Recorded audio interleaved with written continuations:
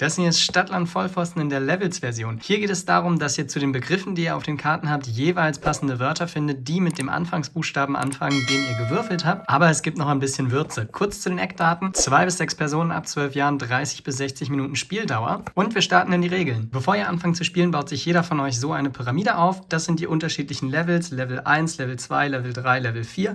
Und ihr dreht die Karten aus Level 1 um. Jeder spielt sich unabhängig von den anderen durch seine eigenen Levels und wer als erstes alle Levels geschafft hat, der hat gewonnen. Ihr spielt im Uhrzeigersinn, der Spieler mit dem längsten Namen beginnt und würfelt und alle versuchen mit dem gewürfelten Anfangsbuchstaben, hier in dem Fall H, ein Wort zu finden, was zur Karte passt. Der Schnellste, der das geschafft hat, der darf seine Karte zur Seite legen. Dann geht es weiter und der nächste Spieler würfelt. In Level 1 darf man alle Karten in beliebiger Reihenfolge nacheinander loswerden. Wenn ihr dieses Level geschafft habt und alle Karten weg sind, dann dürft ihr mit Level 2 starten. Achtung, hier dürft ihr jeweils nur eine Karte umdrehen, müsst diese loswerden und dürft dann erst die nächste umdrehen. Habt ihr auch dieses Level gemeistert, kommt ihr in Level 3. Hier dürft ihr beide Karten umdrehen und für beide Kategorien muss man in einer Runde jeweils einen Begriff mit dem entsprechenden Buchstaben als Anfangsbuchstaben finden. Das Level ist erst absolviert, wenn man direkt 2 passende Begriffe mit demselben Buchstaben in einer Runde findet. Und wenn ihr das geschafft habt, kommt ihr in Level 4. Hier wird es noch schwieriger. 2 Begriffe mit dem entsprechend gewürfelten Buchstaben müssen im gleichen Zug genannt werden. Bei Level 3 und 4 darf man außerdem nicht dasselbe Wort zweimal sagen, auch wenn es theoretisch zu den Kategorien passen würde. Zum Beispiel wären hier nicht gültig Ohr und Ohrenkneifer, da in beiden Ohr vorkommt. Es gibt auch noch ein Stechen. Wenn 2 oder mehr Spieler gleichzeitig einen richtigen Begriff nennen, dann stecht ihr. Die Spieler, die den Begriff genannt haben, die spielen mit der Karte, die sie zuvor genutzt haben, also mit der Kategorie, zu der sie auch ein Wort gesagt haben. Es wird erneut gewürfelt. Man muss probieren, entsprechend einen Begriff zu finden, der zu seiner Kategorie passt. Wer das als erstes geschafft hat, darf die Karte weglegen. Außerdem gibt es hier auf dem Würfel ein Blitzsymbol. Wenn man das Blitzsymbol würfelt, dann darf man eine beliebige Karte von einem selber mit einer beliebigen Karte eines Mitspielers tauschen. Dabei ist es egal, ob sie offen oder verdeckt ist. Das waren auch schon die Regeln. Ich hoffe, ihr habt viel Spaß mit Stadtland Vollpfosten in der Levels-Version. Ich finde, das ist richtig schön erfrischend, hier nochmal ein Remake zu sehen von dem Originalspiel. Schaut auch gerne auf meinem YouTube-Kanal vorbei. Da stelle ich viele coole Brett- und Kartenspiele vor und lasst mir gerne ein Abo da, wenn euch der Inhalt gefällt.